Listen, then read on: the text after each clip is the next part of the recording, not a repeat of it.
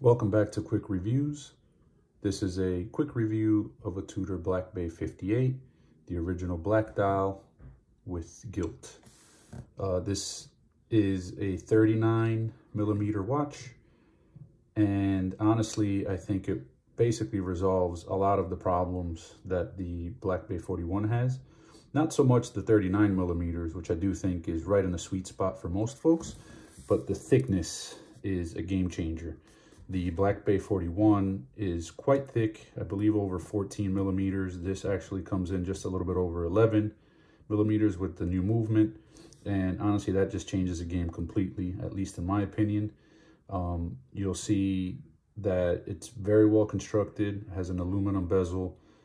I guess they kind of had to do that because this is a throwback to the years of the old Tudor Submariners and the Rolex Submariners when they first started. So it has a vintage inspired look. You can't really go with ceramic in that scenario. However, I do think it looks gorgeous. It wears great, especially with the little red upside down triangle there with the loom pip, just to add a splash of color. The bracelet, I really love it. The riveted, or the faux rivets, I should say, are kind of, hit or miss for most people. Most people prefer them to not even be there. To me, I don't even realize that they exist, to be honest. I never really notice it when it's on my wrist. So kind of don't really care, to be honest.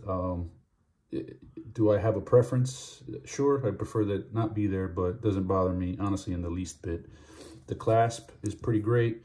It's not like the Rolex Glide Lock or anything. You have to have a tool, and it only has 3 adjustments, so that part of it isn't great. However, it has a nice click to it with the ceramic ball bearing. Really stays in place nicely. The keeper here is probably a little thinner than I would like. However, I do like the size of the clasp overall. This is an excellent watch.